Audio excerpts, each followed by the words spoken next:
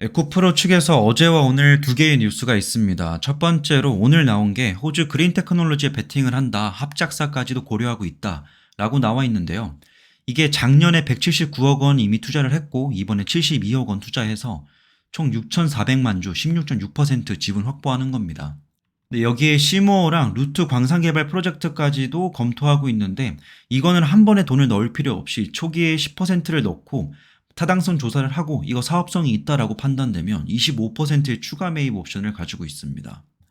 일단 시모어 쪽에서는 컨센트레이터라고 해서 흡착 방식입니다. 그리고 루트 프로젝트에서는 플로테이션인데 여기서는 광석을 미분쇄하여서 수중에 부유시킨 다음에 접으로부터 공기의 미세 기포를 흡입하면 기포 표면에 광석의 유형 성분이 흡착됩니다. 쉽게 말하면 누르고 짠다라고 보면 돼요. 이 과정을 통해서 수산화 리튬을 에코프로 이노베이션이 만들게 되는 겁니다. 현재 포항에서는 공업용 탄산 리튬 및 리사이클된 리튬을 원료로 배터리급 고순도 수산화 리튬을 생산하고 있는데 우리 NCM 계열의 3원계에 들어가는 배터리에 필요한 리튬을 생산하고 있는데요. 지금 3공장까지도 노리고 있고 추후에 이게 다 완료가 되면 헝가리까지 합쳐서 2028년도까지 7만 9천 톤 정도로 확대될 예정이다라고 보고 있습니다. 리튬은 아시다시피 크게 두 개로 구분이 됩니다. 수산화 리튬과 탄산 리튬인데요. 지금 이 두 원자재를 가격을 추적하는 게 굉장히 어렵습니다. 실제로 이 탄산 리튬 같은 경우에는 중국 거래소에 가야지 이 리튬 가격을 볼 수가 있고 그 외에 거래소에서 조회할 수 있는 거는 정확한 가격이 아닙니다. 그리고 심지어 수산화 리튬은 아예 가격을 확인할 수가 없게 되어 있어요. 국내 3원계 배터리를 만드는 국내 업계들은 다 요걸 쓰고 있다고 보시면 되겠습니다. 경합용 광물에서 수산화 리튬을 얻을 수가 있는데요. 이게 워낙 좀 어렵습니다. 그러다 보니까 염수형 광물에서 탄산 리튬을 추출을 해내고 요걸 가지고 정제해서 수산화 리튬으로 쓰는 겁니다. 그러다 보니까 가공 비용이나 가공 기술력이 포함되기 때문에 탄산 리튬보다 수산화 리튬이 훨씬 더 얻기가 힘듭니다. 두 번째 뉴스인데요. 어제 나온 거죠. 어제 에코프로비엠이 고체 전해질 양산 라인을 만든다라고 했는데 이게 21년도부터 시작된 거예요. 고체 전해질 개발 착수를 했고 22년도에 파일럿 라인 구축해서 샘플을 이미 고객사한테 공급을 해왔고요. 이번 8월 달에 황화물계 고체 전해질 양산 라인 투자 계획을 밝혔습니다. 그래서 빠르면 24년도 10월 달에 착공을 하고 26년도 3월 안에 완공을 한다는 계획인데 요즘 화재 사건이 많잖아요. 그리고 요 뉴스 자체가 사실 조금 더 이슈가 될 만도 하고 되게 호재로 받아들일 만한 건데 요즘 장이 좀 정신이 없다 보니까 이게 그냥 쭉 지나간 것 같습니다. 뭐 화재가 발생하는 이유에 대해서는 뭐 조사를 하면 나오겠고 충전 문제다 뭐 배터리 문제다 등등 다양한 원인이 있긴 한데요. 여름철만 되면 유난히 조금 더 화재 사건이 많이 보이는 이유가 온도가 높아짐에 따라서 전해질 기화로 인한 가스가 발생이 되고 이에 따라서 배터리 내부의 압력이 올라가고 분리막이 녹습니다. 그러고 쇼트가 발생을 하는 건데 여기서 문제는 이게 열폭주까지 가냐 안 하냐의 차이가 팩에서 팩으로 열이 옮겨 붙느냐 불이 붙느냐 이 차이입니다. 이렇게 옮겨 붙지 않게 하는 기술력 자체를 현대 쪽에서 가지고 있는데 그건 또 다른 차원의 이야기인 거고요. 그 전에 먼저 기존에 액체 전해질을 쓰지 말고 고체 전해질로 써서 전고체 전지로 가자라는 게 이제 꿈의 배터리를 불리죠. 근데 아직까지는 현재 기술 수준에서는 전고체 전지까지 가기에는 굉장히 어렵다라고 이야기가 되고 있습니다. 하지만 이 고체 전해질을 넣고 전고체 전지 쪽으로 가게 된다면 훨씬 더 열 안정성에 있어서 뛰어나다라고 평가를 받기 때문에 에코프로비엠 측에서도 이렇게 투자를 2021년도부터 해왔습니다. 보시면 22년도 4월 달에 황화물계 전고체 배터리 개발을 위한 MOU를 이수화학과 체결을 했는데 오늘 상한가가 내죠. 아무래도 해당 작업에서는 이수화학과의 콜라보가 좀 있을 것 같고요. 물론 오늘 이수화학이 요것 때문에 오른 건지는 잘 모르겠습니다. 다른 이슈인지 아니면 이번 이슈인지 잘 모르겠지만 에코프로비엠 반응을 하지 않았고 이수화학은 오늘 상한가 같습니다. 고체 전해질은 크게 세 종류로 나뉩니다. 황화물계와 산화물계 그리고 폴리머로 나뉘는데 황화물계의 가장 큰 특징은 이온 전도도가 높다라는 겁니다. 산화물계 같은 경우는 안정성이 좀 우수하고요. 폴리머계는 약간 이 둘 사이에 있는 하이브리드 느낌입니다.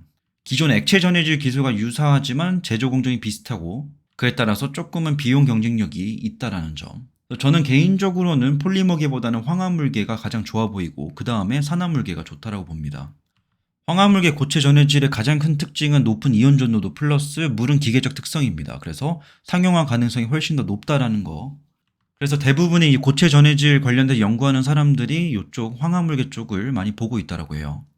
하지만 여전히 단점들이 남아 있다라고 합니다. 여전히 전극 내에 불완전한 고체 간 접촉이 있고 양극, 음극 간 계면 저항이 높기 때문에 수분에 불안정하고 대기에 노출되면 유독 황화수소 가스가 발생되면서 성능이 급격하게 좀 저하될 수 있다. 그래서 아직 우리가 바라보고 있는 게 이게 황화물계와 산화물계, 폴리머계 이렇게 세 개가 있긴 한데 사실 이 세 개 외에 다른 형태의 고체 전해질이 개발될 수도 있다라고 좀 보여져요. 그래서 현재로서는 표면적으로 드러난 게 에코프로비엠이 이수화학과의 MOU를 통해서 이 사업을 진행하고 있다라고 밝혀져 있긴 한데 저는 이것 말고도 다른 기업이 좀 개입되어 있다라는 실마리를 얻었습니다.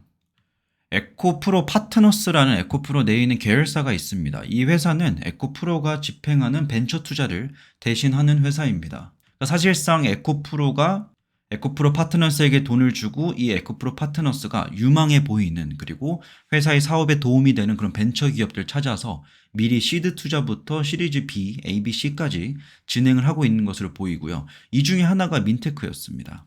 민테크는 이번에 상장을 했죠. 그 중에서 자인 에너지가 보이는데요. 작년 12월 12일 날에 투자를 집행을 했고 지금 시드 투자 단계입니다. 그러니까 완전 초기 단계예요. 여기서 하는 게 다기능성 음이온 수용체 기반 차세대 2차전지 전해질 솔루션이거든요. 근데 보시면 에코프로비엠 본사와도 매우 가깝게 위치해 있습니다. 뭐 대중교통 이용하고 25분 정도니까요. 굉장히 가깝다고 볼 수 있는데 여기서 보유하고 있는 게 독자적인 소재 기술이 적용된 고성능 전해질 첨가제, 그리고 전해액, 고분자, 고체 전해질, 바인더, 리튬 이온 전지, 리튬 고분자 고체 전지가 이제 대표 제품입니다.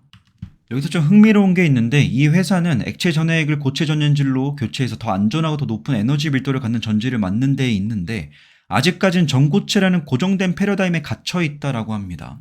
사실 완전한 전고체로 가기 위해서는 저도 이제 배터리 전시회에 가서 이것저것 물어보고 주변 사람들에게 그리고 이와 관련된 일을 하시는 분들에게 물어본 결과 아직까지 전고체 배터리는 꿈의 배터리는 맞는데 현실적으로 지금 당장 양산하기 매우 어렵다라고 하더라고요. 그래서 이 전고체라는 거 그 전 단계인 좀 복합적인 복합 고체 전해질 쪽으로 개발을 할 수도 있다라고 보여집니다. 만약에 전고체가 아니라 복합 고체 전해질로 간다라고 하면 우리가 꿈꾸는 그 수준까지는 당장은 못 가더라도 그 중간 단계인 복합 고체 전해질로 기술을 개발을 하고 이후에 가능하다면 우리가 꿈꾸는 전고체 배터리로 갈 수 있다라고 보여집니다. 그래서 자인 에너지 쪽에선 전해질과 바인더를 중요한 요소 기술로 자리 잡을 것이라고 생각을 한다라고 하니까 일반적으로 알려져 있는 BM이 이수화학과 이 고체 전해질 쪽으로 할 거다라는 거 외에도 지금 에코프로 파트너스가 투자하고 있는 이 자인 에너지를 통해서 고체 전해질 쪽에서 어떤 힌트를 얻지 않았을까 싶습니다. 이 회사가 보유하고 있는 것 중에서 원천 기술인 게 있는데 다기능성 음이온 수용체입니다. 이걸 가지고 있으면 이온 전도도를 향상시키고 내부 저항을 감소시킬 수 있습니다. 이 말은 즉슨 성능을 업그레이드 시키면서 안정성까지도 확보할 수 있다는 건데 이게 지금 에코프로비엠뿐만 아니라 우리나라의 배터리 시장이 그리고 크게 보면 전기차 산업에서 매우 필요한 기술이 아닐까 싶어요. 성능을 잡으면서 그와 동시에 안정성도 잡는 거, 이 두 가지가 가장 큰 키워드이지 않을까 싶습니다. 최근에 화재 사건도 일어나고 뭐 작년 말부터 올해 한 중반까지는 캐즘이 있었고 최근에 또 화재 사건이 연달아 일어나게 되면서 이 전기차 시장에 대한 논란이 되게 많은데요. 저는 이게 좀 놀라웠던 게 저는 미장을 매일매일 확인을 하고 미장 커뮤니티도 계속 매일 보고 있는데 오히려 미장 쪽에서는 이 전기차 화재에 대해서 크게 다루고 있지는 않더라고요. 실제로 테슬라도 이에 대해서 크게 타격을 받지 않고 있고요. 얼마 전에 테슬라 화재 사건도 있었는데 이걸 보면 우리나라가 유난히 이런 악재에 대해서 크게 민감한 것 같습니다. 물론 해결할 과제도 맞는데요. 조금 더 많이 민감한 것 같아요. 그래서 이런 위기가 닥쳤을 때 이걸 어떻게 해결할 수 있을까에 대해서는 기업들에게 물을 필요가 있을 것 같아요. 각 기업들마다 준비하는 게 다르겠죠. 어떤 기업들은 잊혀지겠거니 하고 그냥 일을 진행할 텐데 에코프로비엠 같은 경우에 이런 식으로 배터리 기술력을 업그레이드하기 위한 노력들을 하고 있다라고 보여집니다. 오늘 영상 여기까지입니다. 이번 주에는 나름 중요하다고 여겨지는 해리스 민주당 수락 연설이 있고요. 부통령 연설도 있습니다. 해리스가 되냐 트럼프가 되냐에 따라서도 또한 전기차와 2차 전지 시장이 꽤나 많이 영향을 받을 거기 때문에 이러한 뉴스들도 살펴보시면 좋을 것 같습니다. 오늘 영상 여기까지입니다.